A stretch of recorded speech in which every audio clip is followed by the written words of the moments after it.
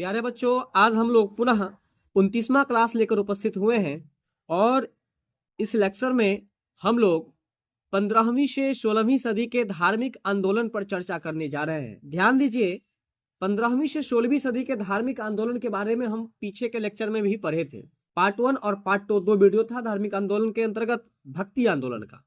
तो भक्ति आंदोलन के अंतर्गत हम आपको बताए थे, हिंदू धर्म में ईश्वर के प्रति आस्था जगाने के लिए, हिंदू अपना मोक्ष प्राप्त करने के लिए ईश्वर के शरण में गए, ईश्वर की भक्ति में लीन हो गए ताकि उनको मोक्ष की प्राप्ति हो सके। तो भक्ति आंदोलन अगर कहे तो उसका सीधा सीधा संबंध हिंदू धर्म से है। किस धर्म से है? हिंदू धर्म से। वहीं 15वीं से 16वीं सदी में इस्लाम धर्म के प्रति, इस्लाम धर्म में कुछ सुधार करने के प्रति, इस्लाम धर्म में अल्लाह से आस्था जगाने के प्रति एक आंदोलन हुआ और उस आंदोलन को ही सूफी आंदोलन नाम दे दिया गया। याद रहे, सूफी आंदोलन कहे तो इसका सीधा सीधा संबंध इस्लाम धर्म से है, यानी कि मुस्लिम धर्म से। और वहीं भक्ति आंदोलन कहे तो उसका संबंध हिंदू धर्म से। भक्ति आंदोलन में हिंदू धर्म को अपने ईश्वर के प्रति आस्था जगा था, सूफी आंदोलन में मुस्लिम को अपने अल्लाह के प्रति आस्था जगा। बात समझ में आया कि नहीं आया? तो भक्ति आंदोलन और सूफी आंदोलन में कोई ज्यादा फर्क नहीं है। भक्ति आंदोलन में हिंदू धर्म से संबंधित बात की जा रही थी, वही सूफी आंदोलन में मुस्लिम धर्म, इस्लाम धर्म से संबंधित आपको बात हुई थी। बात समझ गए ना?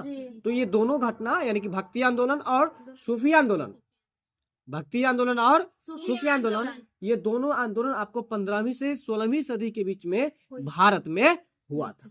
बात समझ में आ रहा है कि नहीं आ रहा? अब हम बात करें यदि सूफी आंदोलन की शुरुआत की, तो देखिए सूफी आंदोलन की शुरुआत ईरान से हुई थी। कहाँ से हुई थी? ईरान से हुई थी। लेकिन भारत में यह धार्मिक आंदोलन 15वीं से 16वीं शताब्दी में एक विस्तृत रूप ले लिया, है ना, जिसके कारण से जो सब भारत में सूफी आंदोलन हुआ।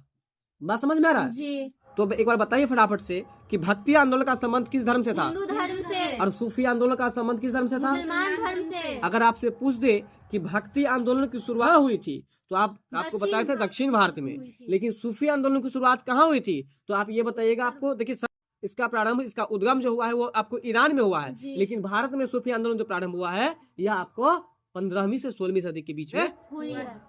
बात क्लियर है यहाँ तक? तो आइए प्रश्न शुरू करने से पहले हम आपको कुछ बेसिक बात बताते हैं। सबसे पहले तो आप ये याद रखिएगा कि वीडियो पसंद आए तो लाइक, शेयर और सब्सक्राइब जरूर कर लीजिएगा। साथ में आप इसके अलावा और कौन सा विषय पढ़ना चाहते हैं ये भी आप कमेंट्स करके बताइएगा। इसके अलावा एक और जरूरी बात आपके लिए कि अगर आप चाहते हैं कि व्हाट्सएप से जुड़ जाएं तो डिस्क्रिप्शन में जाकर के देख लीजिए लिंक, वहां पर ज्वाइन कर लीजिए और व्हाट्सएप से आप जुड़ जाइए ताकि हर वीडियो का नोटिफिकेशन आप तक बिना सर्च किए हुए बहुत ही आसानी से पहुंच सके। तो आइए शुरुआत करते हैं। आज का पहला प्रश्न, आपका पहला प्रश्न है, सूफी शब्द की उत्पत्ति के संबंध में सर्वाधिक मान्यता प्राप्त मत है। सूफी शब्द कौन सा शब्द है? सूफी शब्द। सूफी शब्द की उत्पत्ति के संबंध में सर्वाधिक मान्यता प्राप्त मत है। मतलब क्या हुआ? सूफी शब्द जो है ना, सूफी शब्द ये जो उत्पत्ति हुआ है, उस उत्पत्ति से संबंधित ये जो 4 ऑप्शन दिए गए हैं, इसमें सबसे सटीक बात कौन सा बैठ रहा है ये आपको बताना है। ठीक है, सूफी शब्द की उत्पत्ति के संबंध में सर्वाधिक मान्यता प्राप्त, जैसे कि आप एक प्रश्न पढ़े थे सिंधु सभ्यता में कि सिंधु सभ्यता का पतन कैसे हुआ, तो कोई इतिहासकार बताते हैं कि बाढ़ के कारण से हो गया, कोई कहते हैं अकाल के कारण से हो गया, कोई कहते हैं रेगिस्तान के कारण से हो गया। बात समझ में आ रहा है कि नहीं? तो कोई कहते हैं भूकंप के कारण से हो गया, यानी कि कोई एक विचार नहीं आ रहा है। तो ठीक उसी तरह से उसमें कुछ सटीक माना गया, तो अंतिम रूप से यही सटीक देखा गया कि बाढ़ के कारण से सिंधु सभ्यता का क्या हो गया? पतन हो गया। तो ठीक उसी प्रकार से सूफी शब्द के बारे में भी आपको यहाँ पर पूछ रहा है कि सूफी शब्द की जो उत्पत्ति हुई है, किस शब्द की उत्पत्ति हुई है? सूफी शब्द की जो उत्पत्ति हुई है उसके बारे में सर्वाधिक, यानी कि सबसे अधिक मान्यता प्राप्त मत कौन सा है? मत का मतलब होता है विचार। मत का मतलब क्या होता है? विचार। यानी कि सूफी शब्द की उत्पत्ति के बारे में सबसे अधिक मान्यता प्राप्त जो विचार है वो कौन सा है? इस 4 ऑप्शन में से ये आपको बताना है। अब देखिए, सबसे पहले तो याद रखिएगा, ये जो सूफ शब्द है, सूफ का मतलब ऊन होता है। सूफ का मतलब क्या होता है? ऊन होता है। सूफ शब्द से हुई, यानी कि सूफी शब्द की उत्पत्ति जो हुई है वो आपको सूफ शब्द से हुई है। किससे हुई है? सूफ शब्द से हुई है। याद रखिएगा, सूफी शब्द की उत्पत्ति किससे हुई है? सूफ शब्द से हुई है। सूफ शब्द से हुई है, क्योंकि सूफी ऊनी कंबल या लबादा ओढ़ते थे। क्योंकि सूफी मत के जो लोग होते थे वह आपको जो है सो ऊनी कंबल पहनते थे। क्या पहनते थे? ऊनी कम्बल पहनते थे। हाँ, ऊनी कंबल ओढ़ते थे, या उसी को हम लोग लबादा भी कह सकते हैं। क्या कह सकते हैं? लबादा। तो प्रश्न क्या पूछ रहा था आपसे कि सूफी शब्द की उत्पत्ति के बारे में। किसके बारे में? सूफी शब्द की उत्पत्ति के बारे में। सूफी शब्द के उत्पत्ति के बारे में आपसे पूछा जा रहा है। ये जो 4 ऑप्शन है, इस 4 ऑप्शन में से कौन सा ऐसा विचार है, कौन सा ऐसा ऑप्शन है जो सूफी शब्द के उत्पत्ति के संबंध में सटीक बात बैठता है? बात समझ में आ रहा है? तो देखिए, इसका सही उत्तर जो है वो आपको ए है। और ए में क्या कह रहा है, आइए जरा उसको भी हम लोग देखते हैं। सूफ यानी कि ऊन। अब पहला बात यहां से ये याद रखिएगा कि सूफ जो शब्द है उसका अर्थ क्या होता है? ऊन। सूफी शब्द की उत्पत्ति, इसको पहले आप सबसे पहले हम इसको इनसर्कल कर देते हैं, इसको मिलाकर तब पढ़िएगा। सूफी शब्द की उत्पत्ति सूफ शब्द से हुई। बोलिएगा जरा फटाफट से। सूफी शब्द की उत्पत्ति सूफ शब्द से हुई है। हाँ, सूफी शब्द की उत्पत्ति किससे हुई है? सूफ शब्द से हुई है। क्योंकि सूफी जो होते थे, यानी कि जो सूफी संप्रदाय के लोग थे, वो आपको ऊनी कंबल या लबादा ओढ़ते थे। ऊनी कंबल का मतलब तो समझते ही हैं आप, और ऊनी कंबल को ही हम लोग लबादा भी कह सकते हैं। अब समझ लीजिए कि लबादा हम लोग किसको कहते हैं। लबादा का मतलब शर्ट या पैंट के जैसे पहने जाने वाले कपड़े नहीं होते हैं। लबादा का मतलब है कि आप कपड़ा उपड़ा पहन लिए और ऊपर से जो है ना उसको रख लिए, जैसे कि आप शॉल कह सकते हैं। जी। शाल वही ना हुआ, कपड़ा उपड़ा पहन लेते हैं और ऊपर से उसको क्या करते हैं? रख लेते हैं। तो ऐसे जो कपड़े होते हैं ना उसको ही कहा जाता है लबादा। बात क्लियर हुआ कि नहीं? जल्दी बता दीजिए। लबादा का मतलब समझ गए ना? मतलब कपड़ा उपड़ा पहन लिया और ऊपर से उसको रख लिए।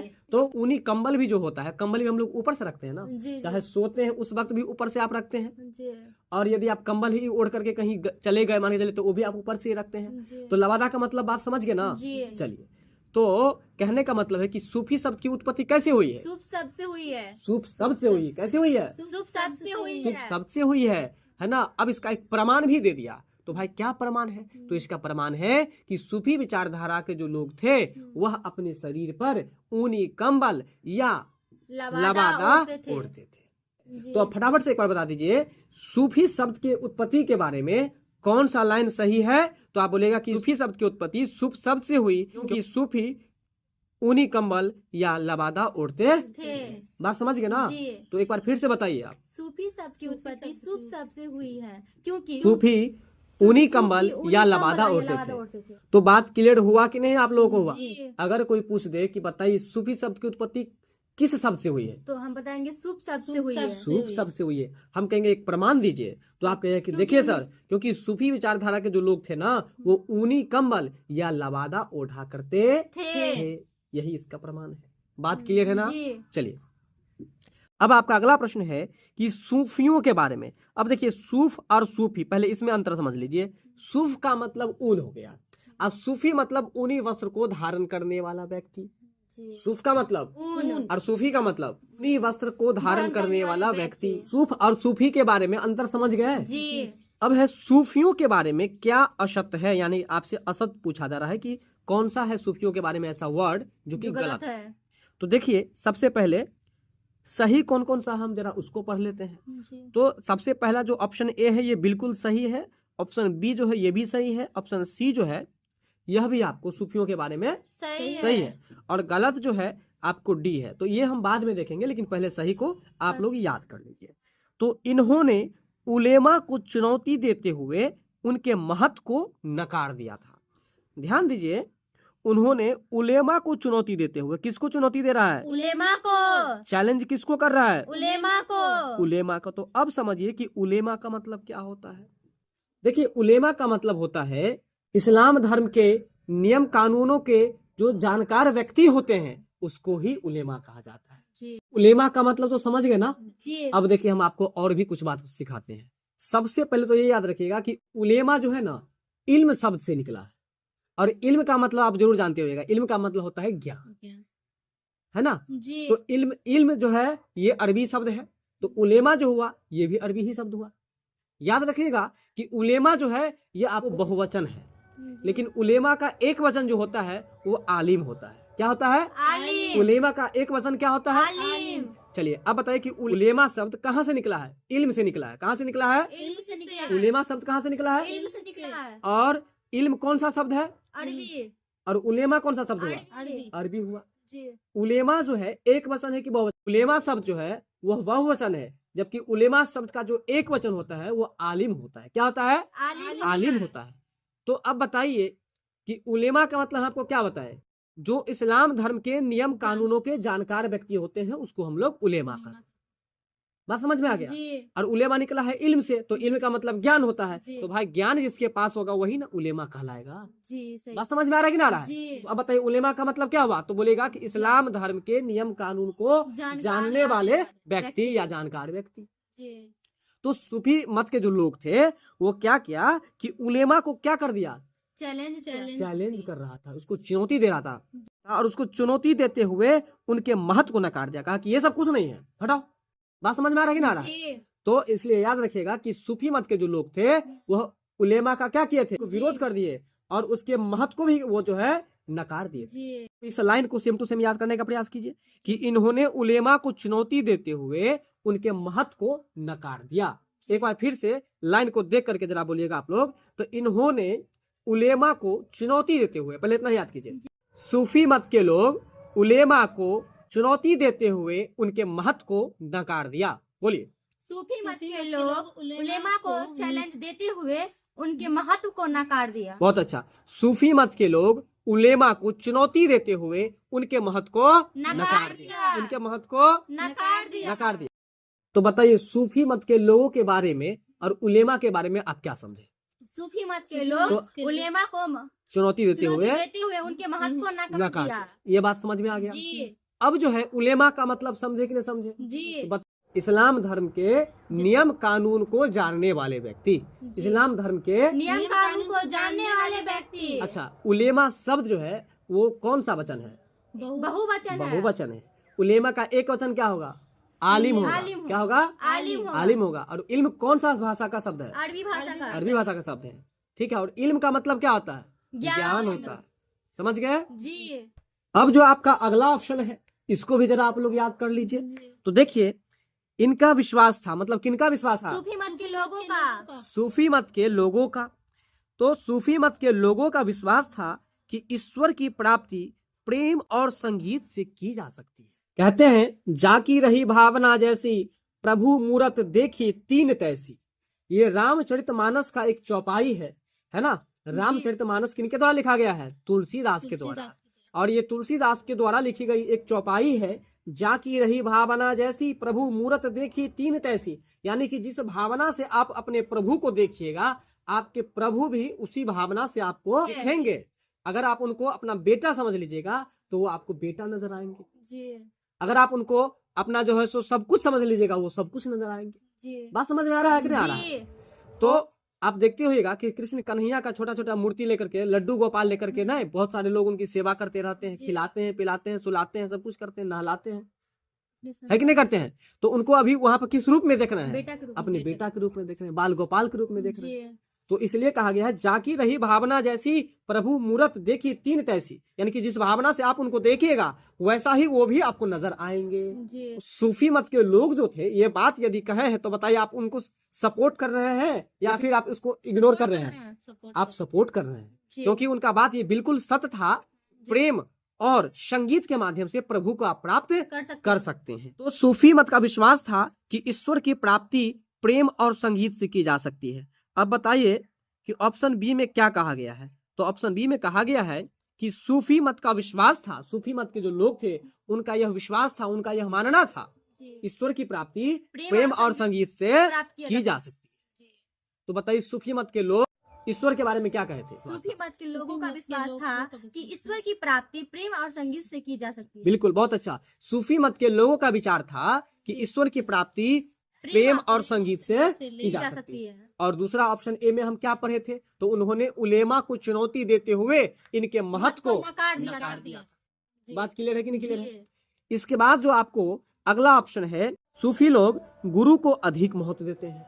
अब ये भी बहुत अच्छी सही बात बात है ना। सूफी मत के जो लोग थे, कौन? सूफी मत के लोग सूफी मत के जो लोग थे वो गुरु को बहुत ज्यादा महत्व देते थे। किनको महत्व देते थे? गुरु को बहुत महत्व देते थे। सूफी मत के लोग जो होते थे वो गुरु का महत्व बहुत अधिक देते थे। जी बात समझ में आ रहा है ना? जी। तो अब बताइए कि सूफी के बारे में आप क्या क्या पढ़े हैं? सबसे पहले ये पढ़े कि सूफी मत के लोग उलेमा को चैलेंज देते हुए उनके महत्व को नकार दिए थे। दूसरा क्या पढ़े? दूसरा ये पढ़े कि सूफी मत के लोग का विश्वास था कि ईश्वर की प्राप्ति प्रेम और संगीत से की जा सकती है। और तीसरा क्या पढ़े? सूफी मत के लोग गुरु को अधिक महत्व देते थे। तो बताइए, अभी आप लोग बताइए कि आप लोगों को अपने गुरु का महत्व देना चाहिए कि नहीं देना चाहिए? देना चाहिए। यानी कि सूफी मत के लोगों को आप सपोर्ट कर रहे हैं ना, बहुत अच्छी बात है। और ऑप्शन डी में अगर हम देखें तो इसमें लिखा है कि इनकी विचारधारा कट्टरपंथी होती थी। तो देखिए भाई, इनकी विचारधारा कट्टरपंथी नहीं होती थी। तो इसलिए ये जो लाइन है ये आपको क्या है? तो गलत है। क्या है? गलत है। तो सूफी मत के बारे में 3 बात जो सीख लिए ये याद रखिएगा ना आप लोग। एक बार हम बताते हैं, फिर से आप लोग भी फटाफट बताइएगा, फिर हम लोग आगे चलेंगे। तो देखिए, सूफी मत के बारे में आपको 3 बात बताना है। सबसे पहला बात हम आपको बताते हैं कि सूफी मत के जो लोग थे वह उलेमा को चुनौती देते हुए इनके महत्व को नकार दिया। दूसरा, सूफी मत के लोगों का विचार था कि ईश्वर की प्राप्ति प्रेम और संगीत के माध्यम से की जा सकती है। तीसरा, इनका विचार था सूफी मत में का बहुत अधिक महत्व दिया जाता था। तो बताइए एक बार फटाफट से आप लोग भी। सूफी मत के लोग उलेमा को चैलेंज देते हुए उनके महत्व को नकार दिया था। दूसरा, सूफी मत के लोग का विश्वास था कि ईश्वर की प्राप्ति प्रेम और संगीत से की जा सकती है। तीसरा, सूफी मत के लोग गुरु को बहुत अधिक महत्व दिया। ठीक है। अगला प्रश्न है, निम्न में से किसे हिंदी खड़ी बोली का जनक कहा जाता है? अब बताइए किसके जनक की बात हो रही है? हिंदी खड़ी बोली की। किसके जनक की बात हो रही है? हिंदी खड़ी बोली की। देखिए, हिंदी खड़ी बोली का जनक जो कहा जाता है वो किनको कहा जाता है?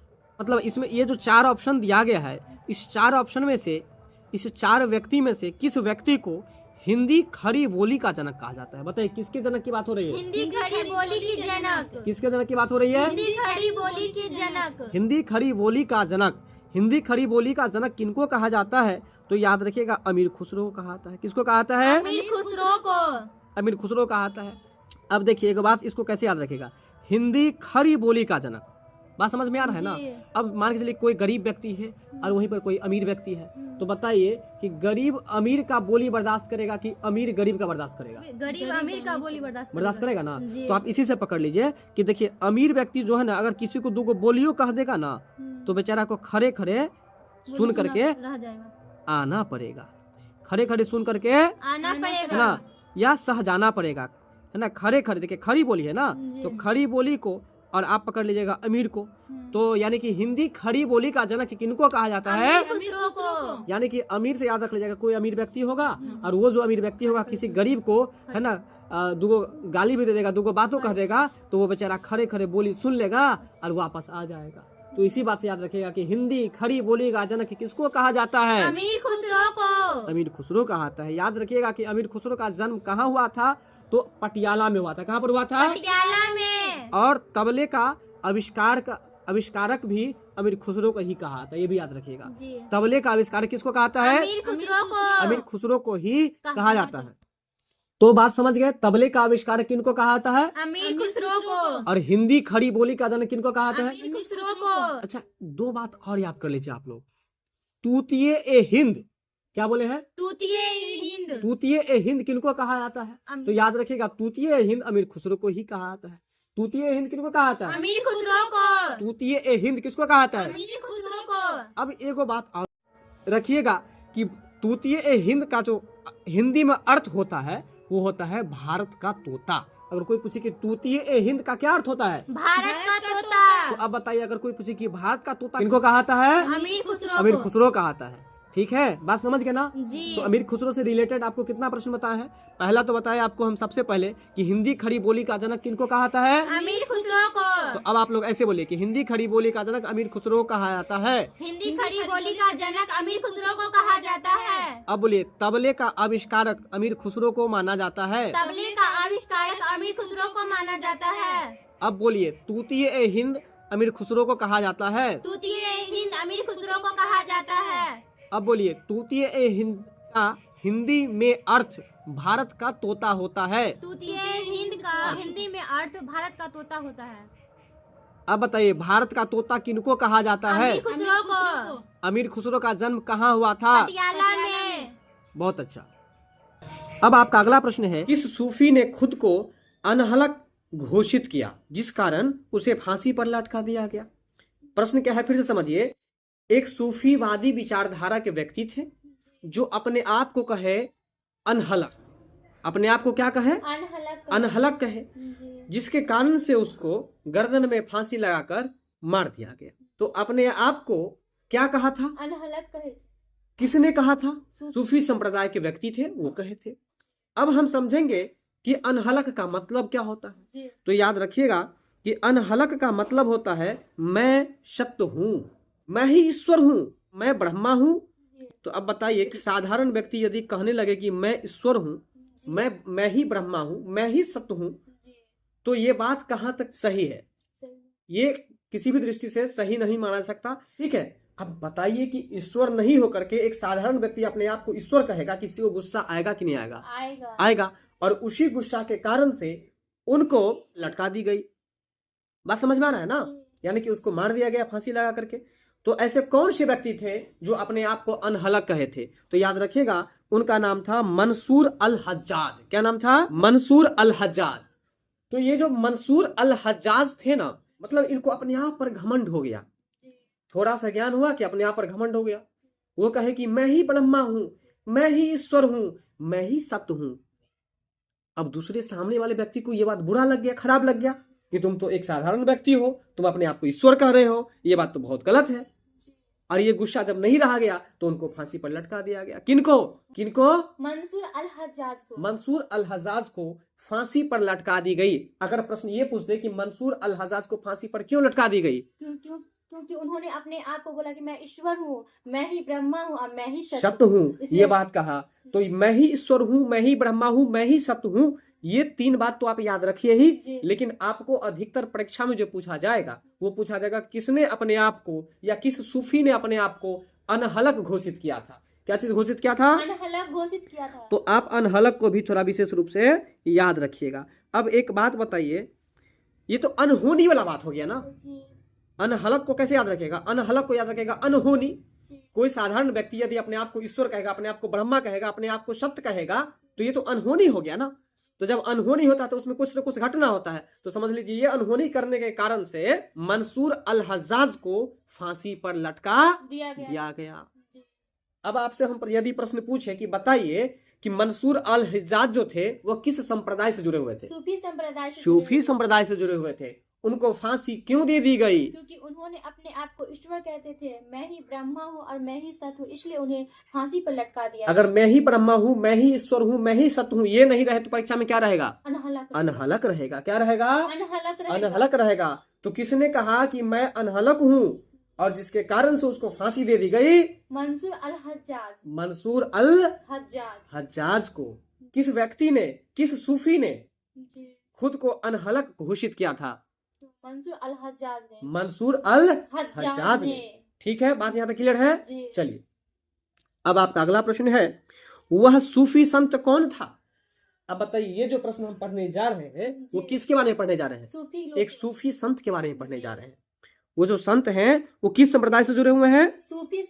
बिल्कुल, तो वो सूफी संत है। बात समझ रहे हैं? तो वो जो सूफी संत कौन थे जो यह मानता था कि भक्ति संगीत ईश्वर के निकट पहुंचने का मार्ग है? बहुत अच्छा बात है। वो भक्ति संगीत के बारे में क्या कहा? तो देखिए, वो बताए हैं कि भक्ति संगीत जो है यह ईश्वर के नजदीक यानी कि ईश्वर के पास तक पहुंचने का एक मार्ग है। मार्ग का मतलब रास्ता है, एक पथ है, एक रोड है ना। किस सूफी संत ने, संत का नाम पूछ रहा है, किस सूफी संत ने कहा कि भक्ति संगीत जो है वह ईश्वर तक पहुंचने का मार्ग है, ईश्वर तक पहुंचने का रास्ता है? किस सूफी संत ने कहा? तो उनका नाम है आपको मुइनुद्दीन। क्या नाम था? मुइनुद्दीन चिश्ती। बिल्कुल, तो ये मुइनुद्दीन चिश्ती जी कितने अच्छे विचार के थे।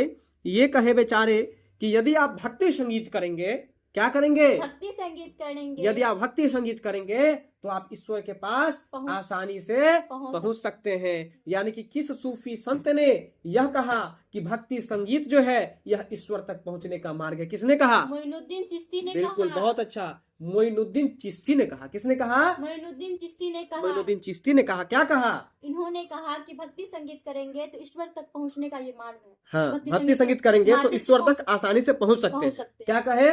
इन्होंने कहे कि भक्ति संगीत करेंगे तो ईश्वर के पास आसानी से पहुंच सकते हैं। किसने कहा? मोइनुद्दीन चिश्ती ने कहा। मोइनुद्दीन चिश्ती कौन था? एक सूफी संत थे। सूफी संत थे। मोइनुद्दीन चिश्ती कौन थे? सूफी संत थे। सूफी संत थे। बात समझ गए यहाँ तक? जी। तो बताइए वह सूफी संत कौन था जिसने कहा कि भक्ति संगीत करने से आप ईश्वर तक आसानी से पहुंच सकते हैं? किसने कहा? मोइनुद्दीन चिश्ती ने कहा। मोइनुद्दीन चिश्ती ने कहा। अगर आपसे पूछ दे कि मोइनुद्दीन चिश्ती कौन है तो आप क्या एक बताएंगे? सूफी संत है। एक सूफी संत है। आपका अगला प्रश्न है, भारत में चिश्ती सिलसिले को किसने स्थापित किया? तो अब सबसे पहले बताइए यहाँ पर जो बात हो रही है किस सिलसिले की बात हो रही है? चिश्ती सिलसिले की बात हो रही है। बहुत अच्छा, चिश्ती सिलसिले की बात हो रही है ना? जी। किस सिलसिले की बात हो रही है? चिश्ती सिलसिले की है। तो चिश्ती सिलसिले के बारे में आपसे प्रश्न क्या पूछ रहा है कि किसने स्थापित किया, है ना? यानी कि चिश्ती सिलसिले जो है वह किसने स्थापना किया, ये आपसे पूछ रहा है। जी। तो देखिए भारत में चिश्ती सिलसिला जो है आपको शेख मोइनुद्दीन चिश्ती स्थापित किया था। भारत में चिश्ती सिलसिले को शेख मोइनुद्दीन चिश्ती स्थापित किया था। अब बताइए कि चिश्ती सिलसिले को किसने स्थापित किया? सुनिए, इससे पहले वाले प्रश्न में हम आपको मोइनुद्दीन चिश्ती तो याद करा ही दिए थे। जी। अब उससे पहले शेख लगा दीजिए, आप पूरा नाम बोल दीजिए। शेख मोइनुद्दीन चिश्ती। यानी कि चिश्ती सिलसिले के संस्थापक कौन थे? शेख मोइनुद्दीन चिश्ती। चिश्ती सिलसिले के संस्थापक कौन थे? शेख मोइनुद्दीन चिश्ती। बिल्कुल, यानी कि भारत में चिश्ती सिलसिले के जो संस्थापक थे उनका नाम था शेख मोइनुद्दीन चिश्ती। अब बात समझ में आया कि नहीं आया? जी। भारत में चिश्ती सिलसिले को किसने स्थापित किया था? शेख मोइनुद्दीन चिश्ती। तो आप याद रखिएगा कि चिश्ती सिलसिले को किसने स्थापित किया है? शेख मोइनुद्दीन चिश्ती ने। शेख मोइनुद्दीन चिश्ती जो थे वो आपको भारत में शेख चिश्ती सिलसिले को स्थापना स्थापना कर दिए। जी। कहाँ पर स्थापना की है? भारत में क्या चीज की स्थापना की है? चिश्ती सिलसिले की। किसने स्थापित किया? शेख मोइनुद्दीन शेख चिश्ती ने। मोइनुद्दीन चिश्ती ने। अगर हम आपसे पूछ दे कि बताइए कि शेख मोइनुद्दीन चिश्ती ईश्वर के बारे में क्या कहा था? इन्होंने बताए कि भक्ति संगीत यदि आप करते हैं तो इससे आप ईश्वर के पास आसानी से पहुंच सकते हैं। सकते हैं। इसके बाद आपका अगला प्रश्न है सूफी सिलसिला से संबंधित है ना? जी। सूफी सिलसिला को आप संप्रदाय भी कह सकते हैं, ये भी याद रखिएगा। तो आप बताइए कि सिलसिला को हम लोग क्या कहेंगे? संप्रदाय। और संप्रदाय का पर्यायवाची क्या हो सकता है? पंथ हो सकता है। क्या हो सकता है? पंथ। पंथ। तो देखिए सूफी संप्रदाय मूलतः मतलब हो गया आपको मूल रूप से, मुख्य रूप से संबंधित है। सूफी सिलसिला जो है किस संप्रदाय से संबंधित है? हम आपको बताए थे कि भक्ति आंदोलन का मतलब हिंदू धर्म से संबंधित हो गया और सूफी आंदोलन का मतलब हो गया आपको इस्लाम धर्म से संबंधित हो गया। जी। किस धर्म से संबंधित हो गया? इस्लाम। इस्लाम धर्म से संबंधित है। नहीं याद रहेगा तो ऐसे समझिएगा, सूफी मतलब आप याद रख लीजिएगा साफ सफाई। सूफी मतलब साफ सफाई। आप बताइए कि साफ सफाई में सबसे ज्यादा आगे हिंदू और मुस्लिम में कौन रहता है? मुस्लिम रहता है। तो इसलिए याद रखिएगा कि सूफी सिलसिला जी। है कि नहीं? बात समझ में आ रहा है? जी। तो सूफी सिलसिला का संबंध जो है वो किस धर्म से है? इस्लाम धर्म। इस्लाम धर्म से। याद रहेगा ना? जी। कैसे याद रखेगा? सूफी सूफी मतलब साफ सफाई, और साफ सफाई में कौन धर्म रहेगा? ज्यादा मुस्लिम रहते हैं। मुस्लिम को ही हम लोग इस्लाम कहते हैं। तो इसलिए याद रखिएगा कि सूफी सिलसिला जो थे वो आपको किससे संबंधित थे? इस्लाम धर्म से। इस्लाम धर्म से संबंधित है। क्लियर है यहाँ तक? जी। चलिए अब आपका अगला प्रश्न है इस्लामी रहस्यवादी आंदोलन को कहा जाता है। अब देखिए ये जो प्रश्न था ना 7 नंबर, इसी प्रश्न को यहाँ पर घुमा दिया गया है। बहुत सिंपल है, आप समझिएगा जरा, उसको घुमा दिया गया है। क्या घुमाया? यहाँ पर कह रहा था कि सूफी सिलसिला किस संप्रदाय से जुड़ा हुआ है, इस्लाम धर्म से संबंध। और फिर यहाँ पर क्या कर रहा है? इस्लामी रहस्यवादी आंदोलन जो है उसको क्या कहा जाता है? तो देखिए इस्लाम रहस्यवादी आंदोलन जो चला था उसी को ना सूफी आंदोलन कहा जाता है। उसी को घुमाया है कि नहीं घुमाया है? उल्टा कर दिया कि नहीं कर दिया? जी। बात को समझे कि नहीं समझे? जी। तो इस्लामी रहस्यवादी आंदोलन को क्या कहा जाता है? सूफी आंदोलन। तो सूफी आंदोलन कहा जाता है। इस्लामी रहस्यवादी आंदोलन को क्या कहा जाता है? सूफी आंदोलन। सूफी आंदोलन कहा जाता है। अगर आपसे पूछे कि सूफी आंदोलन किस संप्रदाय से जुड़ा हुआ था, इस्लाम धर्म से और संबंध। फिर उल्टा कर दिया कि इस्लामी रहस्यवादी आंदोलन को क्या कहा जाता है? सूफी आंदोलन। सूफी आंदोलन कहा जाता है। बात समझ में आ रहा है ना? जी। ठीक है यहाँ तक। अगला प्रश्न है, सूची 1 को सूची 2 के साथ मिलाना है। ध्यान रहे सूची 1 में सूफी सिलसिला का नाम दिया गया है। सिलसिला का मतलब संप्रदाय, यानी कि सूफी सिलसिला का इस सूची में नाम दिया गया है। और सूची 2 जो है इसमें आपको उनके संस्थापक का नाम दिया गया है। और ध्यान रखने की एक और भी बात है कि ये जितना भी आप सिलसिला देख रहे हैं यह भारत के संदर्भ में। अगर ये बात मेरी नहीं समझे तो ये समझिए, प्रश्न इस तरह से पूछेगा कि भारत में सुहरावर्दी सिलसिले को किसने स्थापना किया, तो आप उसका उत्तर दीजिएगा शेख बहाउद्दीन जकारिया ने। किसने? शेख बहाउद्दीन जकारिया ने। फिर अगला प्रश्न ये पूछ सकता है, भारत में फिरदौसी सिलसिला को किसने शुरुआत किया या स्थापना किया, तो इसका हो जाएगा आपको बद्रुद्दीन समरकंदी ने। किसने? बद्रुद्दीन समरकंदी ने। बात समझ में आ रहा है ना? जी। तो इसी तरह से उस 2 को भी याद रखिएगा। तो आइए हम याद करते हैं सबसे पहले ये चारों सिलसिला के बारे में और इनके संस्थापक के बारे में। देखिए सुहरावर्दी सिलसिले के जो संस्थापक थे वो कौन थे? उनका नाम था आपको शेख बहाउद्दीन जकारिया। क्या नाम था? शेख बहाउद्दीन जकारिया। क्या नाम था? शेख बहाउद्दीन जकारिया। शेख बहाउद्दीन जकारिया। अब देखिए हम इसको कैसे याद रखेंगे, है ना? अब अगर आप पहले तो मुझे ये बता दीजिए कि सुहरावर्दी क्या है? सूफी सिलसिले का नाम है। सुहरावर्दी क्या है? सूफी सिलसिले का नाम है। तो अब देखिए यहाँ पर कि सुहरावर्दी जो है एक सूफी सिलसिला है और सुहरावर्दी सिलसिले का जो संस्थापक है वो कौन है? तो शेख बहाउद्दीन जकारिया है। कौन है? शेख बहाउद्दीन जकारिया। ध्यान दीजिए, ठीक इसी तरह से बोलिएगा। तो देखिए सुहरावर्दी है ना, सुहरावर्दी में आपको ये क्या लगा हुआ है? देखिए वर्दी। वर्दी लगा हुआ है, ठीक है। अब देखिए वो से वर्दी, अब वो से बहाउद्दीन, वो से वर्दी, वो से बहाउद्दीन, यानी कि सुहरावर्दी सूफी सिलसिला के जो संस्थापक थे वो कौन थे? शेख बहाउद्दीन जकारिया। शेख बहाउद्दीन जकारिया। सुहरावर्दी सिलसिला के जो संस्थापक थे वो कौन थे? शेख बहाउद्दीन जकारिया। शेख बहाउद्दीन जकारिया थे। एक याद हो गया। अगला है आपको फिरदौसी। क्या है? फिरदौसी। फिरदौसी। तो फिरदौसी सूफी सिलसिला जो है और इनके जो संस्थापक हैं इनका नाम है बद्रुद्दीन समरकंदी। क्या नाम है? बद्रुद्दीन समरकंदी। हाँ, बहुत अच्छा। तो फिरदौसी सूफी सिलसिले के जो संस्थापक हैं वो कौन है? बद्रुद्दीन समरकंदी। समरकंदी, बद्रुद्दीन समरकंदी। अब इसको कैसे याद रखेंगे तो जरा इसको भी समझ लीजिए। देखिए फिरदौसी में लगा हुआ है आपको फिरदौसी, यानी कि एक व्यक्ति है जो बार बार उसमें दोष आ रहा है, बार बार वह कोई ना कोई गलती कर दे रहा है जिसके कारण से वह फिर से दोषी बन जा रहा है। तो इसी से याद रखिएगा कि बार बार दोष किस में आएगा, बार बार जो गलती कौन करेगा? तो जिसके पास शर्म नहीं होगा। तो शर्म से याद कर लीजिए समर, है ना। और जिसके पास शर्म नहीं होगा बार बार दोषी बनती रहेगी और मार खाती रहेगी और कनती रहेगी, मार खाती रहेगी और कनती रहेगी। तो इसलिए याद कर दीजिएगा समरकंदी, बद्रुद्दीन समरकंदी। बोलिएगा बद्रुद्दीन समरकंदी। बद्रुद्दीन समरकंदी, यानी कि फिरदौसी सूफी सिलसिले के संस्थापक कौन है? बद्रुद्दीन समरकंदी। अगर आपसे हम पूछे कि सुहरावर्दी सिलसिले के संस्थापक कौन है? शेख बहाउद्दीन जकारिया। शेख बहाउद्दीन जकारिया। कौन है? शेख बहाउद्दीन जकारिया। शेख बहाउद्दीन जकारिया है।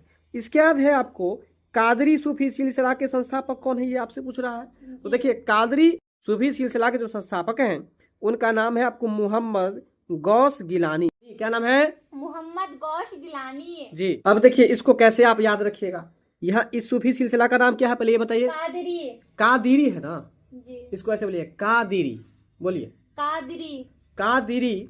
तो कादिरी को आप कादरी मत बोलिए, मन में, बस मन में आपको बदलना है। कादिरी को मन में सोच लीजिए का दीदी। क्या बोलेगा? का दीदी। का दीदी मतलब कोई दीदी है और वो दीदी आपके लिए चावल दाल सब्जी बनाई, लेकिन क्या हुआ कि दीदी को गैस के गड़बड़ी से वो चावल गिल्ला हो गया। चावल कैसा हो गया? गीला। और गीला किसके कारण से हो गया? गैस के कारण से। गैस में जो गड़बड़ी था ना उसके कारण से वो जो मतलब चावल था वो गीला हो गया।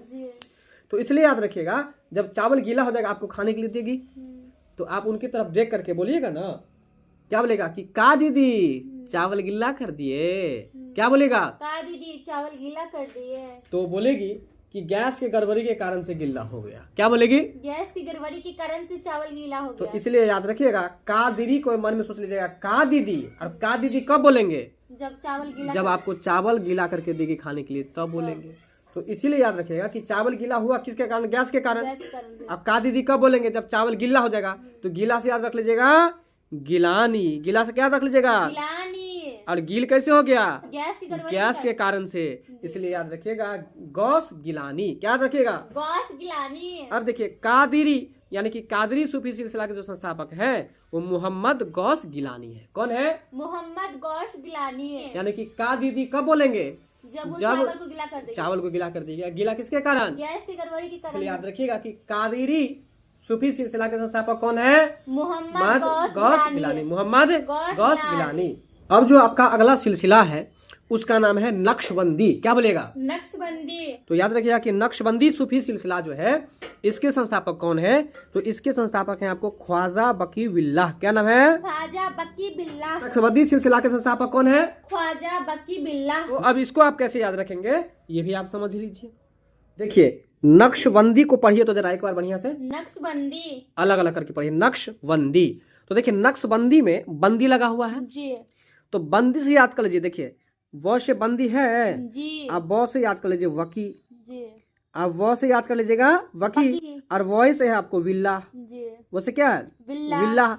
यानी कि नक्शबंदी में लगा हुआ है बंदी तो व से बंदी, व से वकी याद रह सकता है ना? जी। वकी और वही से आपको विल्ला है। जी। यानी कि नक्शबंदी सूफी सिलसिला के जो संस्थापक थे वो आपको ख्वाजा वकी विल्लाह थे। कौन थे? ख्वाजा बकी बिल्ला।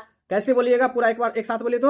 नक्शबंदी में बंदी लगा हुआ है, हम्म, उस बंदी से याद हो गया बकी और बिल्ला, दोनों याद हो गया। बिल्कुल। एक याद हो गया ख्वाजा। अब पूरा को एक लाइन में बोलिएगा कि नक्शबंदी सूफी सिलसिला के संस्थापक ख्वाजा वकी बिल्लाह थे।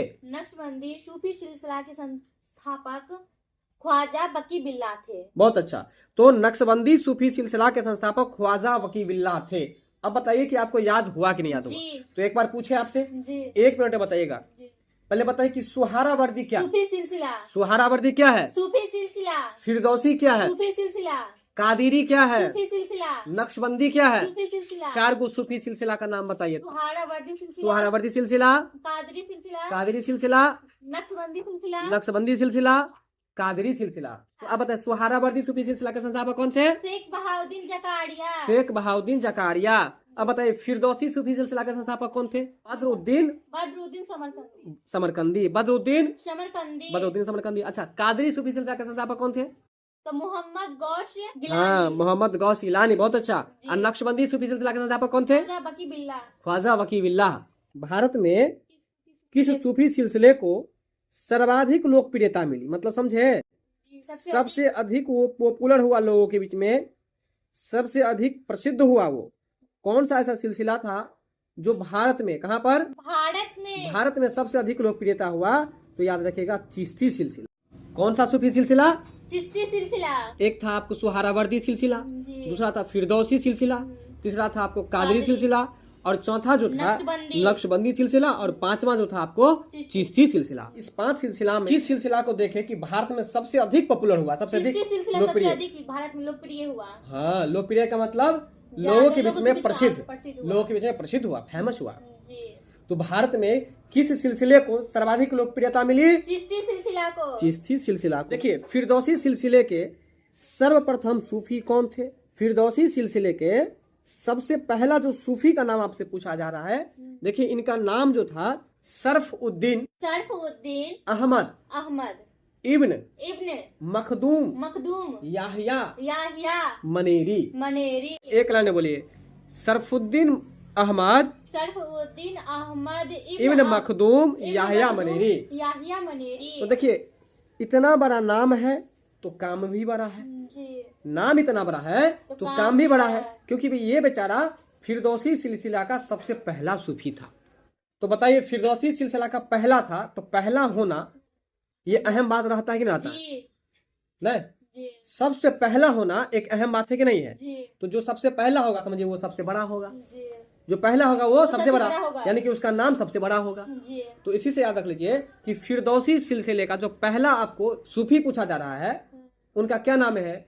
सरफुद्दीन अहमद इब्न मखदूम याहया मनेरी। बात समझ गए? तो इसी ट्रिक से इसको याद रख लीजिएगा। अगला प्रश्न है दारा शिकोह से संबंधित है। किससे संबंधित है? व्यक्ति का नाम है दारा शिकोह। दारा शिकोह ने किस सूफी सिलसिले को अपनाया था? यानी कि आपको पूछ रहा है कि दारा शिकोह जो व्यक्ति थे वो किस सिलसिला से संबंधित थे। तो देखिए दारा शिकोह में दारा लगा हुआ है, दारा सिकोह में क्या लगा हुआ है? दारा। इस दारा को जोड़ दीजिए कादरी से, जोड़ दिए। जी। जब इसको जोड़ दिए कादरी से तो दारा कादरी, बोलिए दारा कादरी, दारा कादरी। तो दारा को कादरी से जोड़ने में कोई ज्यादा कठिन तो नहीं ना लग रहा है, तो इसलिए याद रखें कि दारा सिकोह जो थे इस सूफी सिलसिले से जुड़े हुए थे, तो कादरी सिलसिला से। दारा सिकोह जो थे वो किस सूफी सिलसिले से जुड़े हुए थे? कादरी सिलसिला से जुड़े हुए थे। बात समझ में आया कि नहीं? अच्छा, अगर ये समझ में आ गया तो एक प्रश्न बताइए कि फिरदौसी सिलसिला का सबसे पहला सूफी कौन था? सरफुद्दीन अहमद इब्न मखदूम याहिया मनेरी। बहुत अच्छा है ना, सरफुद्दीन अहमद इब्न मखदूम याहिया मनेरी। बात समझ गए? और दारा सिकोह किस सूफी सिलसिले से जुड़े हुए थे?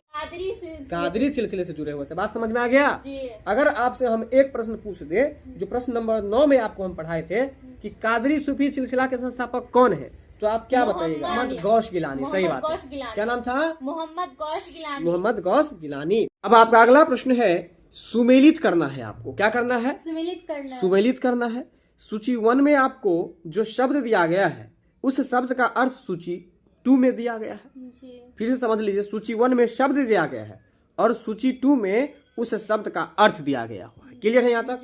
अब इस चैप्टर का नाम आपको सूफी आंदोलन था, ये तो समझ ही रहे हैं। यानी कि जितना भी प्रश्न इसमें पढ़ेंगे वो सब किस आंदोलन के संदर्भ में पढ़ेंगे? सूफी आंदोलन के संदर्भ में पढ़ेंगे। तो सूफी सिलसिला में पीर, शेख और मुर्शिद, इसका मतलब पहले समझ लीजिए। सूफी सिलसिला में पीर, शेख और मुर्शिद इस शब्द का अर्थ होता है गुरु या मार्गदर्शक। दूसरा बात जो याद रखना है आपको कि यहाँ जो लिखा है आपको पीर, पीर को ही हम लोग शेख भी कहते हैं और शेख को ही हम लोग मुर्शिद भी कहते हैं। पीर को हम लोग शेख भी कह सकते हैं और मुर्शिद भी कह सकते हैं। मतलब ये हुआ कि पीर का पर्यायवाची शेख या मुर्शिद हो सकता है। बात समझ में आ रहा है? तो याद रखिएगा कि पीर को हम लोग क्या क्या कह सकते हैं? शेख भी कह सकते हैं या मुर्शिद भी कह सकते हैं। ठीक है। अगर परीक्षा में पीर नहीं आया, शेख आ गया तो आप फंस जाएंगे, या फिर मुर्शिद आ गया तो फिर फंस जाएंगे आप। तो इसीलिए समझ लीजिए कि पीर, शेख या मुर्शिद, पीर को हम लोग क्या क्या कह सकते हैं पहले ये बताइए? शेख भी कह सकते हैं या मुर्शिद भी कह सकते हैं। अब हम इसको कैसे याद रखेंगे ये आपको हम बताते हैं। पीर का मतलब क्या होता है पहले ये समझ लीजिएगा, तो ये दोनों शब्द जो है सो इससे रिलेटेड हो जाएगा और याद भी हो जाएगा आपको। देखिए, पीर का मतलब होता है गुरु या मार्गदर्शक। मतलब ये हुआ कि पीर का मतलब सूफी सिलसिला में पीर का मतलब या तो गुरु कह सकते हैं या मार्गदर्शक कहते हैं। और देखिए, गुरु को मार्गदर्शक कह सकते हैं, ये भी आपको हम बता देते हैं। देखिए, गुरु में जो गु और रू लगा है इसका अर्थ समझ लीजिएगा तो आप अपने आप याद हो जाएगा आपको। गु का मतलब आपको अंधकार होता है और रू का मतलब प्रकाश होता है। यानी कि जो व्यक्ति आपको अंधकार से प्रकाश की ओर ले जाए उसे ही हम लोग गुरु कहते हैं।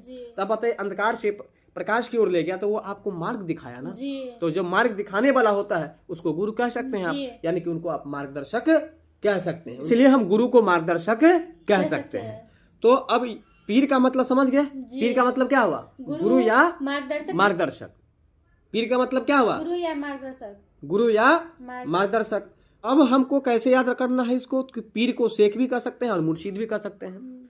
तो देखिए, यहाँ जो आप पीर देख रहे हैं, पीर का मतलब गुरु होता है, ये तो समझ ही गए। अच्छा, कोई व्यक्ति यदि गुरु बनता है तो गुरु बनने से पहले वो खुद उस चीज को सीखता है, तभी तो वो किसी को सिखाता है। तो सीखने और सिखाने से याद रख लीजिएगा शेख, यानी कि पीर का पर्यायवाची आप शेख भी याद रख सकते हैं। ठीक है ना? पीर कहे या शेख कहे या मुर्शिद कहे, तीनों का मतलब गुरु ही होता है या मार्गदर्शक ही होता है। ठीक है? तो शेख समझ गए।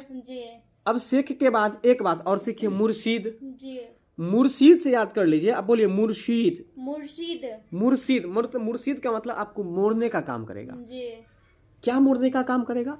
तो देखिए, जब कोई व्यक्ति अगर गलत मार्ग जा रहा है ना, सुमार्ग को छोड़ करके कुमार्ग पर जा रहा है, तो उनको रास्ता दिखाने का काम जो करेंगे वो कोई गुरु करेंगे। तो जब कोई गुरु रास्ता दिखाएंगे तो वो अपने कुमार्ग के रास्ता को क्या कर दिया?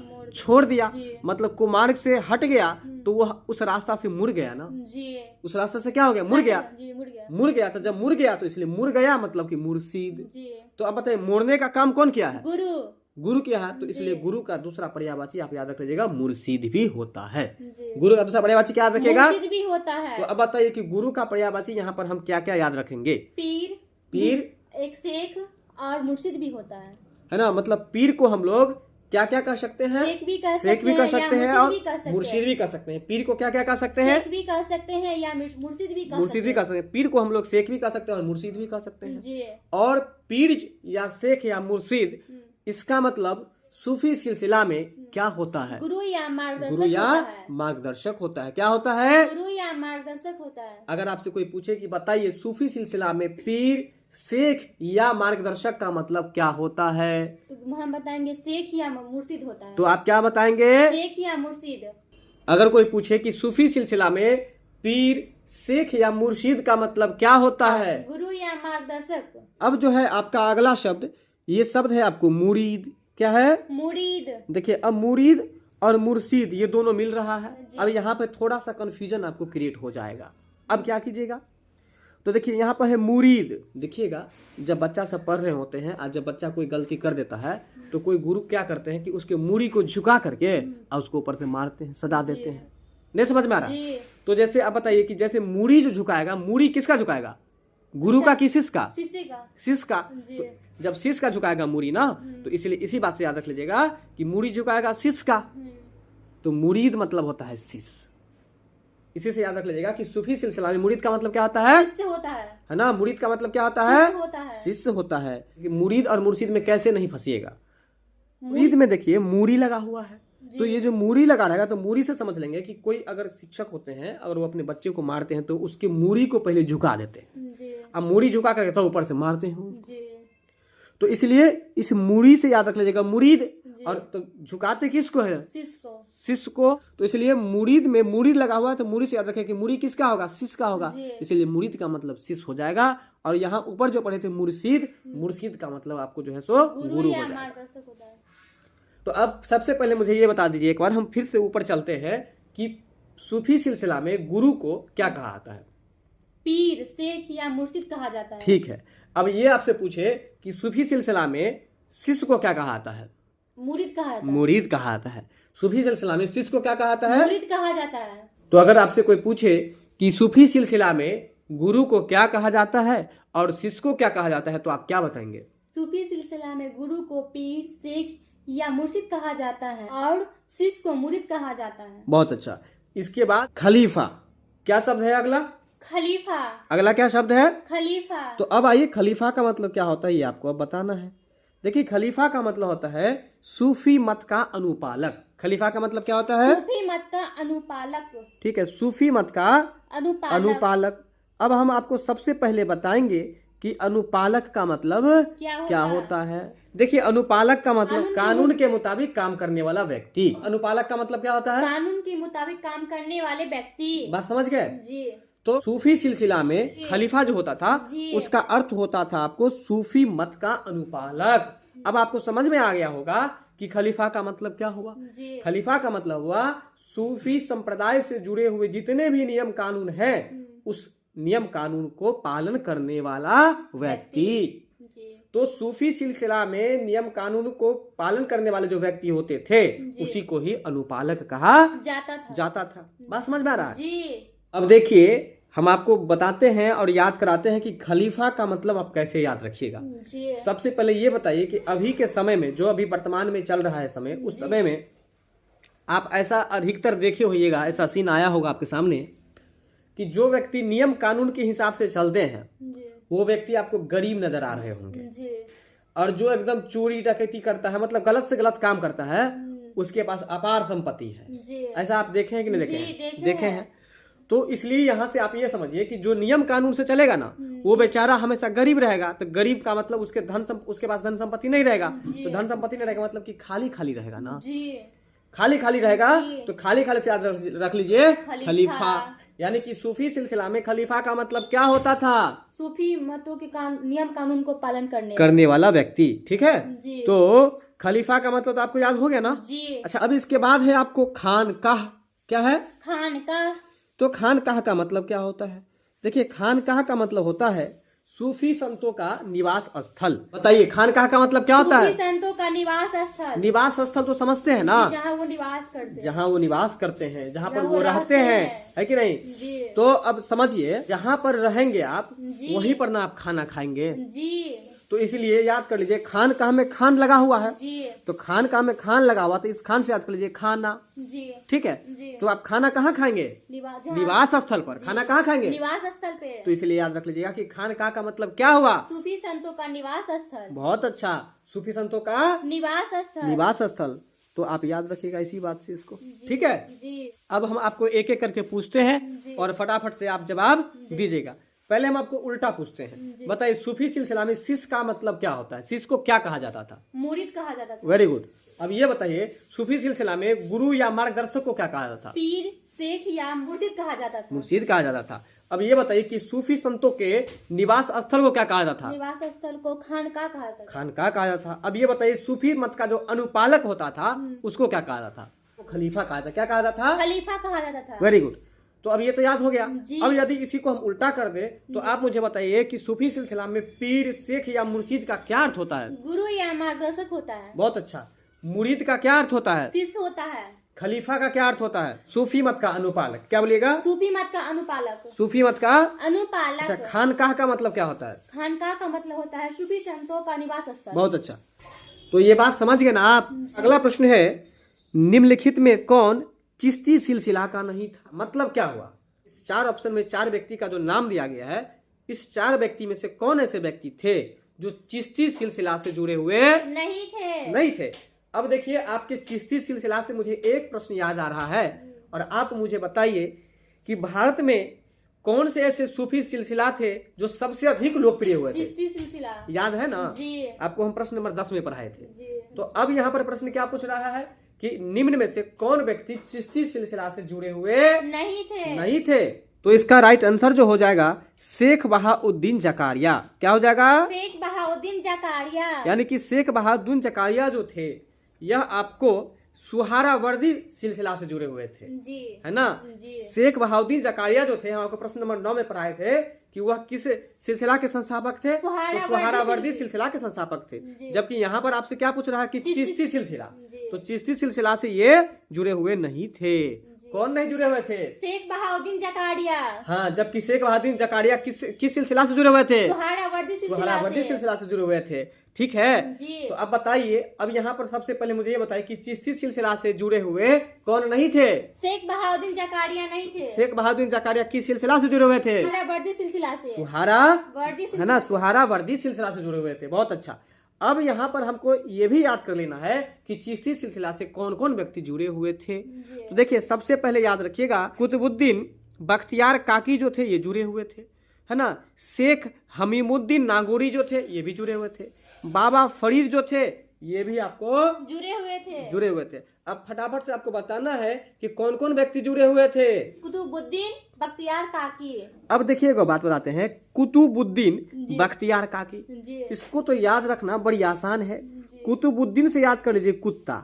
अब कुत्ता सब कोई जानवर का हड्डी को चूस चूस के ना खाता है भाई जी। कुत्ता सब किसी भी जानवर के हड्डी को क्या करता है? चूस चूस के खाता है। तो चूसने से याद कर लीजिएगा चिश्ती। चूसने से याद कर लीजिएगा चिश्ती। चूसने से क्या याद कर लीजिएगा? चिश्ती। यानी कि चिश्ती सिलसिला से जुड़े हुए थे कौन? कुतुबुद्दीन बख्तियार काकी। कौन जुड़े हुए थे? कुतुबुद्दीन बख्तियार काकी। कुतुबुद्दीन बख्तियार काकी। अब जो आपका अगला व्यक्ति है उनका नाम है शेख हमीद उद्दीन नागौरी। Very good. शेख हमीद उद्दीन नागौरी जो थे यह भी आपको चिश्ती सिलसिला से जुड़े हुए थे। इसके बाद अगला है आपको बाबा फरीद।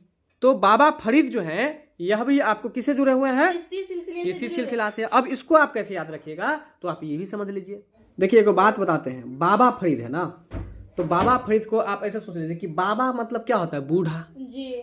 मतलब मेरा कहना ये है कि जब आप कहीं जा रहे होते मार्केट में, अगर कोई बूढ़ा व्यक्ति होते हैं तो उनको आप बाबा कह करके ही पुकारते हैं जी।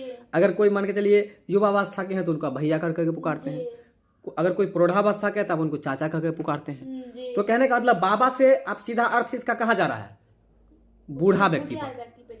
तो बूढ़े व्यक्ति पर जा रहा है। तो समझिए कि बाबा जो होते हैं ना, जब बूढ़ा हो जाते हैं तो बेचारा उनको दिन दुनिया से ज्यादा मतलब नहीं होता है। वो एकदम चित्ते सुतल रहता है। कैसे सुतल रहता है? चित्ते सुतल रहता है। कैसे सुतल रहता है? चित्ते। तो चित्ते से याद कर लीजिए चिश्ती जी। चित्ते से याद कर लीजिए चिश्ती। तो इसलिए याद कर लीजिए कि बाबा फरीद जो थे वो आपको किस संप्रदाय से, किस सिलसिला से जुड़े हुए थे? चिश्ती सिलसिले से जुड़े हुए। बाबा फरीद किस सिलसिले से जुड़े हुए थे? चिश्ती सिलसिले से जुड़े हुए हुए थे। अच्छा, अब आप पूरा बताइए कि चिश्ती सिलसिले से कौन कौन व्यक्ति जुड़े हुए थे। कुतुबुद्दीन बख्तियार काकी जुड़े हुए थे। शेख हमीद उद्दीन नागौरी जुड़े हुए थे। बाबा फरीद बाबा फरीद जुड़े थे। फिर से बताइए। कुतुबुद्दीन बख्तियार काकी जुड़े हुए थे। कुतुबुद्दीन बख्तियार काकी जुड़े हुए थे। शेख हमीद उद्दीन नागौरी जुड़े हुए थे। शेख हमीद उद्दीन नागौरी जुड़े हुए थे। बाबा फरीद जुड़े हुए थे। बाबा फरीद जुड़े हुए थे। कौन नहीं जुड़े हुए थे? तो शेख बहाउद्दीन जकारिया। अगर ये पूछ दे कि शेख बहाउद्दीन जकारिया किस सिलसिले से जुड़े हुए थे, वो हरावर्दी सिलसिले से जुड़े हुए थे। बात यहाँ तक क्लियर है। चिश्ती सिलसिले के किस सूफी को चिराग ए देहलवी कहा जाता है? तो इसका राइट आंसर हो जाएगा आपको शेख नासिरुद्दीन। इसका राइट आंसर क्या हो जाएगा? शेख नासिरुद्दीन। शेख नासिरुद्दीन हो जाएगा। यानी कि शेख नासिरुद्दीन को चिराग ए देहलवी कहा गया। शेख नासिरुद्दीन को क्या कहा गया? चिराग ए देहलवी। चिराग ए देहलवी कहा गया। बात समझ में आ रहा है? अब देखिए एक बात बताते हैं, चिराग ए देहलवी का अर्थ क्या होता है। देखिए चिराग ए देहलवी में आप देहलवी को आराम से याद रख सकते हैं। देहलवी मतलब दिल्ली, और चिराग को याद कर लीजिए चिराग, है कि नहीं? कहते हैं ना कि चिराग तले अंधेरा, मुहावरा है। चिराग तले अंधेरा होने का मतलब अपना दोष खुद को दिखाई नहीं देना। अपना दोष खुद को दिखाई नहीं देना, यानी कि स्वयं को दिखाई नहीं देना। अब बताइए चिराग तले अंधेरे होने का मतलब क्या हुआ? अपना दोष स्वयं को दिखाई नहीं देना। हाँ, अपना दोष खुद को दिखाई नहीं देना, ये अर्थ हो गया आपको चिराग तले अंधेरे होने का। बात समझ गए? तो यहाँ से याद रखिए कि चिराग ए देहलवी, तो चिराग से आपको क्या याद कराए थे? चिराग से याद कर लीजिएगा चिराग, और एक चिराग से मुहावरा आपको याद होगा कि चिराग तले अंधेरे होना, है ना? जब चिराग तले अंधेरा होगा, यानी कि खुद को जब अपनी खराबी नहीं दिखाई देगा, तो उस व्यक्ति को नाश होना ही है। उस व्यक्ति को नाश होना ही है। तो इसलिए अपनी कमी को जरूर देखना चाहिए। कहने का मतलब चिराग तले अंधेरा से याद कर लीजिएगा चिराग ए देहलवी, और चिराग ए देहलवी का अर्थ जो हुआ दिल्ली का दीपक। और दिल्ली का दीपक किसको कहा गया है? शेख नासिरुद्दीन को। मतलब जिसको अपना दोष दिखाई नहीं देगा तो वो व्यक्ति नाश हो जाएगा। इसलिए याद रखेंगे चिराग ए देहलवी का अर्थ दिल्ली का दीपक किसको कहा गया है? शेख नासिरुद्दीन को। शेख नासिरुद्दीन को। अगर आपसे पूछ दे कि चिराग ए देहलवी का अर्थ क्या होता है, तो आप क्या बताएंगे? दिल्ली का दीपक। दिल्ली का दीपक। अब आपका अगला प्रश्न है, किस सुल्तान से निजामुद्दीन औलिया ने भेंट करने से इनकार कर दिया? अब पहले प्रश्न को समझिए। कह रहा कि कौन से ऐसे सुल्तान थे, है ना, कौन से ऐसे सुल्तान थे जो निजामुद्दीन औलिया ने भेंट करने से इनकार कर दिया? मतलब क्या हुआ कि ऐसे कौन से सुल्तान थे जिससे निजामुद्दीन औलिया मिलना ही नहीं चाहा? कहा कि नहीं नहीं नहीं नहीं नहीं, हम जो है उससे नहीं मिलेंगे। तो भाई किससे नहीं मिलेंगे? तो जलालुद्दीन फिरोज खिलजी से नहीं मिलना चाहते थे। अब ये बताइए कि जलालुद्दीन फिरोज खिलजी से कौन नहीं मिलना चाहते थे? कौन नहीं मिलना चाहते थे? तो निजामुद्दीन औलिया जो है वह किससे नहीं मिलना चाह रहे थे? जलालुद्दीन फिरोज खिलजी से। अब सोच लीजिए कि निजामुद्दीन औलिया जो थे ना, बेचारे अच्छा आदमी थे। तो अब अच्छा आदमी थे मान के चलिए, तो एक ही काम को बार बार करना, मतलब एक ही व्यक्ति से रोज मिलना थोड़ा उनको अच्छा नहीं लगा। एक ही आदमी से निजामुद्दीन औलिया को रोज मिलना अच्छा नहीं लगा। कहा कि देखिए हम कल मिलवे किए थे, हम रोज रोज मिलते ही रहे ऐसे करके। हम आप लोग को बता देते हैं फिर भी गलती कर देते हैं। क्या बोला? आप लोग को बता देते हैं फिर भी गलती करते थे। फिर भी गलती करते हैं मतलब फिरोज जी। और रोज मिलने वाला बात पर वो नहीं मिलना चाह रहा है ना जी। तो रोज से याद हो जाएगा आपको फिरोज जी। बात समझ में आ रहा है कि ना रहा है? तो फिरोज यानी कि जलालुद्दीन फिरोज खलजी। एक ट्रिक इसका ये हो गया। दूसरा हो गया कि निजामुद्दीन औलिया जलालुद्दीन फिरोज खिलजी से नहीं मिलना चाहता था। क्यों पता है? क्योंकि निजामुद्दीन औलिया से वो जो फिरोज खिलजी था उससे जलता था। उससे क्या करता था? जलता था। तो कहा कि हम नहीं ऐसे आदमी से हम नहीं मिलते हैं, वो जलने वाला आदमी है, रोज का रोज हम वही देखते हैं। बात समझ में आ रहा है? तो इसलिए जलालुद्दीन फिरोज जलने वाला आदमी, यानी कि जलने वाला से क्या याद रखेंगे? जलालुद्दीन। जलने वाला से क्या याद रखेंगे? जलालुद्दीन। इसके याद हो गया, फिर जो जलेगा सो रोज जलेगा, इसलिए जो जलालुद्दीन फिरोज, रोज से याद हो जाएगा फिरोज खलजी। जलालुद्दीन फिरोज खलजी जलालुद्दीन खिलजी भी कह सकते हैं, खलजी भी कह सकते हैं। खलजी बोलिए। जलालुद्दीन फिरोज खलजी। खलजी। यानी कि अब ये बताइए कि कौन किससे मिलना नहीं चाह रहा है और क्यों नहीं मिलना चाह रहा है, ये भी बात समझ बताइए। निजामुद्दीन औलिया जलालुद्दीन फिरोज खिलजी से नहीं मिलना चाहते। क्यों नहीं मिलना चाह रहे हैं? क्योंकि निजामुद्दीन औलिया से फिरोज खिलजी ना जलता था। हाँ। तो बोला कि रोज जलता है तो हम रोज के रोज कहाँ मिले उससे। कहाँ मिले उससे? बहुत अच्छा। तो रोज के मतलब जलता था तो जलता से हो गया जलालुद्दीन। रोज रोज का कहाँ मिलेगा। हाँ। तो हो गया फिरोज खिलजी। फिरोज खिलजी। यानी कि जलालुद्दीन फिरोज खलजी जो था वह निजामुद्दीन औलिया से जलता था, तो इस वजह से जो निजामुद्दीन औलिया उससे रोज मिलना नहीं चाह रहा था। आपका अगला प्रश्न है कि निम्नलिखित सूफी सिलसिलों में कौन संगीत के विरुद्ध था? सलमान में जो शादी विवाह होता है वो किस तरह से होता है? गाना वाना बजा करके होता है कि कैसे होता है? मतलब उसमें जो है कोई संगीत का है ना आयोजन नहीं होता है। बात समझ में आ रहा है? तो इसलिए याद रखिएगा कौन सा ऐसा सिलसिला था जो संगीत का खिलाफ कर रहा था, मतलब संगीत का विरोध कर रहा था। तो नक्शबंदी। कौन सा सिलसिला था? नक्शबंदी सिलसिला। कौन सा सिलसिला? नक्शबंदी सिलसिला। हाँ, अगर ऐसे भी नहीं याद रहेगा तो ऐसे याद रखिएगा, संगीत जो बजेगा तो आपको जो है सो आवाज होगा जी। गाना बजाना जो होगा तो आवाज करेगा ना जी, करेगा। तो आवाज जो करेगा मान के चलिए, तो अगल बगल के लोग जिसको पसंद नहीं होगा संगीत जी, उसको गुस्सा आएगा। और गुस्सा कैसे कब आएगा? तुरंत आएगा, क्योंकि उसको नाकेपन गुस्सा रहेगा। जी, जी, जी। संगीत जैसे ही बजा वो उसका विरोध करेगा, ए बाजा को बंद करो। तो इसलिए याद रखिएगा कि नक्शबंदी, नक्श याद कर लीजिएगा, नाक। अब बंदी से मतलब बंद कर दो। किसको बंद कर दो? संगीत को बंद कर दो, मतलब कि बाजा गाना बजाना को बंद कर दो। चलिए याद रखिएगा कि सूफी सिलसिला में कौन सा सूफी सिलसिला था जो कि संगीत का विरोध किया है? तो नक्शबंदी। नक्शबंदी सिलसिला जो है सो संगीत का विरोध किया है। तो कौन सूफी सिलसिला है जो कि आपको संगीत का विरोध है, बताइए आप? नक्शबंदी। इसलिए संगीत का विरोध कौन करेगा? नक्शबंदी सिलसिला। नक्शबंदी सिलसिला क्या है? सूफी मत का एक सिलसिला है। बहुत अच्छा। तो बताइए, हम आपको एक प्रश्न पढ़ाए थे कि नक्शबंदी सिलसिला जो है ना, है ना, नक्शबंदी सिलसिला जो है आपको, तो नक्शबंदी सिलसिला के संस्थापक कौन थे? ख्वाजा वकीबिल्लाह थे, है ना। नक्शबंदी सिलसिला के संस्थापक कौन थे? हाँ, ये भी याद रखिएगा कि नक्शबंदी सिलसिला के जो संस्थापक थे ख्वाजा वकीबिल्लाह थे। बात समझ में आ रहा है? तो बताइए कि सूफी सिलसिला में कौन से ऐसे सिलसिला था जो संगीत का विरोधी था? नक्शबंदी सिलसिला के संस्थापक कौन थे? ख्वाजा वकीबिल्लाह। अगला प्रश्न है, दारा शिकोह ने किस शीर्षक से उपनिषदों का फारसी में अनुवाद किया था? बात समझ रहे हैं ना? तो इसका राइट आंसर हो जाएगा आपको सिर ए अकबर। क्या आंसर हो जाएगा? सिर ए अकबर। इसमें आप सबसे पहले प्रश्न को ध्यानपूर्वक समझिए कि प्रश्न क्या कह रहा है। तो प्रश्न कह रहा है दारा शिकोह ने। किसने? दारा शिकोह ने। अब सबसे पहले मुझे आप लोग ये बताइए कि दारा शिकोह किस सिलसिले से जुड़े हुए थे? कादरी सिलसिला से। दारा शिकोह किस सिलसिला से जुड़े हुए थे? कादरी सिलसिले से जुड़े हुए थे। कादरी सिलसिला से जुड़े हुए थे। बात समझ में आ रहा है? दारा शिकोह जो व्यक्ति थे ना, वो उपनिषद को फारसी भाषा में अनुवाद कर दिया। अब सबसे पहले समझिए उपनिषद के बारे में। उपनिषद की संख्या है 108। पहले ये बात याद रखिएगा। और उपनिषद जो लिखी गई थी संस्कृत भाषा में। उपनिषद जो लिखी गई थी किस भाषा में? संस्कृत भाषा में। वो भी हम आपको लिख दिए हैं।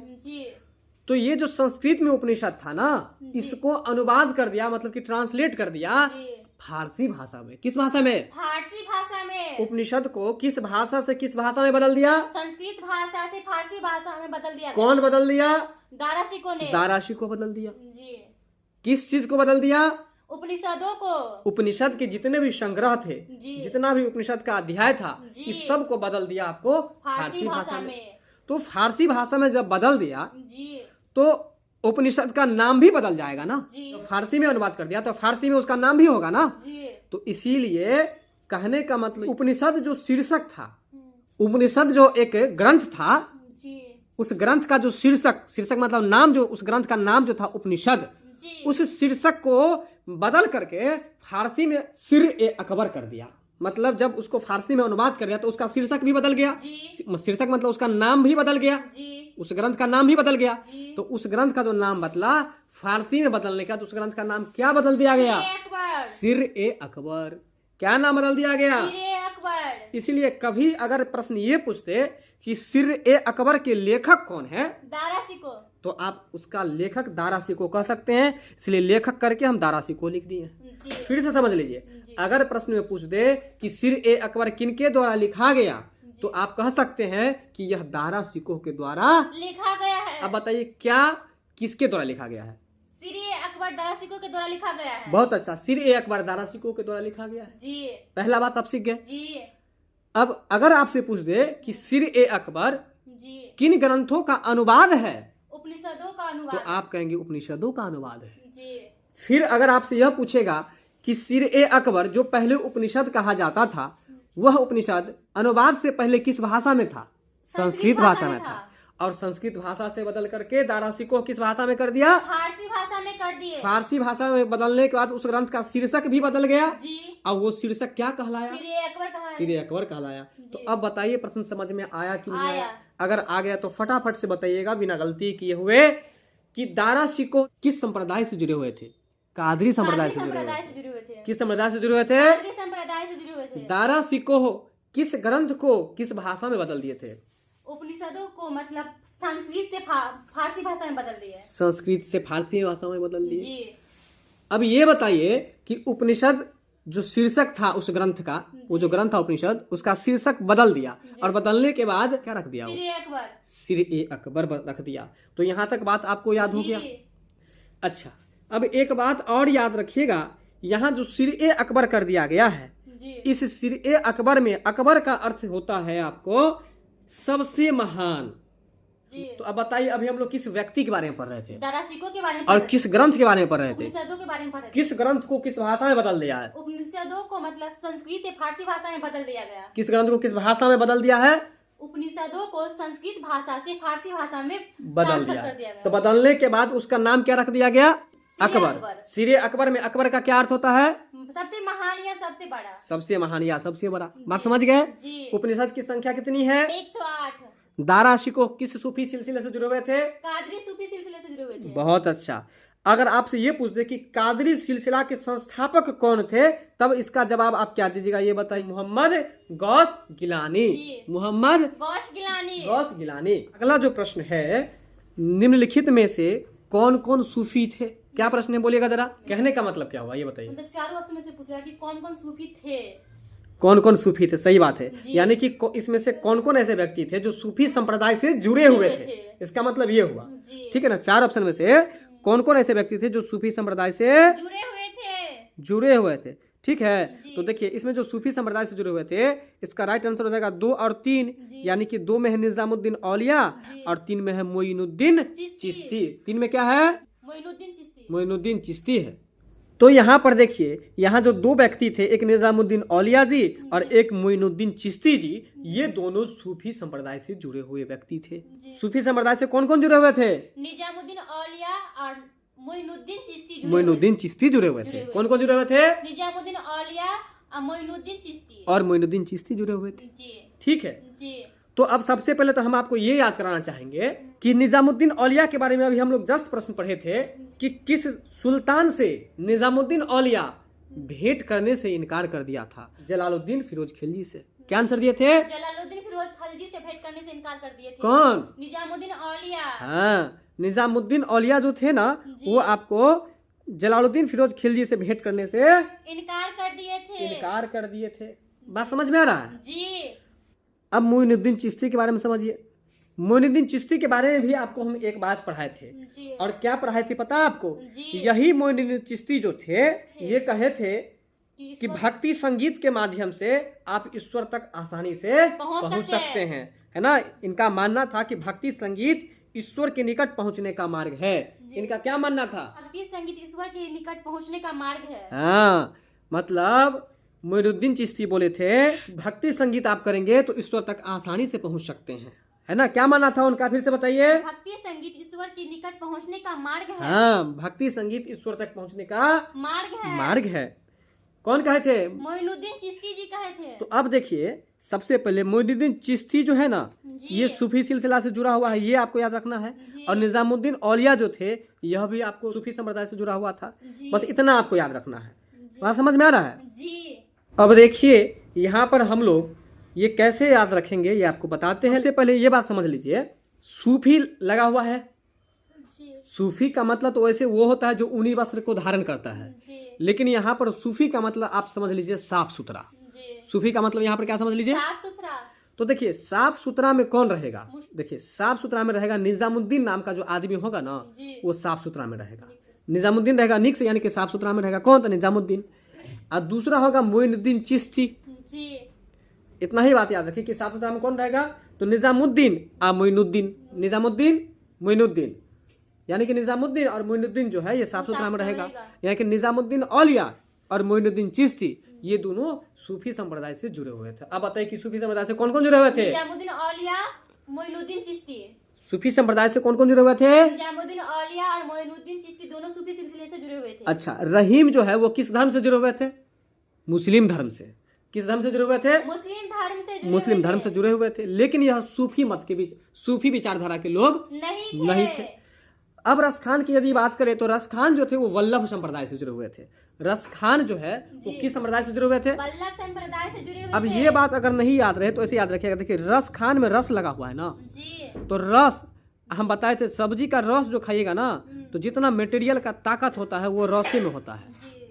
इसलिए रस खाना चाहिए किसी भी चीज का। तो रस खाइएगा तो बल हो जाएगा ना आपको। जी। इसलिए रस खान जो है वो किस संप्रदाय से जुड़े हुए थे? वल्लभ संप्रदाय से जुड़े हुए थे। रस खान किस संप्रदाय से जुड़े हुए थे? वल्लभ संप्रदाय से जुड़े हुए थे। और रहीम किस धर्म से जुड़े हुए थे? मुसलमान धर्म से जुड़े हुए थे। क्या वह सूफी मत के लोग थे? नहीं थे।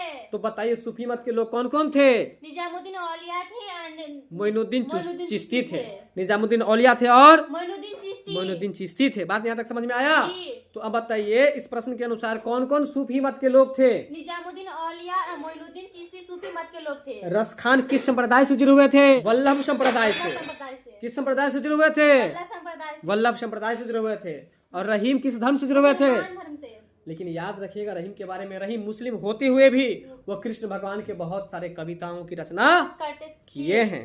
प्रश्न आपको कैसा लगा? इसके अलावा और कौन सा विषय पढ़ना चाहते हैं, किस परीक्षा की तैयारी करना चाहते हैं हमसे जुड़ के, ये आप कमेंट्स करके बताइएगा। इससे आगे अब हम लोग अगली वीडियो में बात करेंगे। तब तक के लिए बहुत बहुत धन्यवाद। मिलते हैं हम लोग अगली वीडियो में।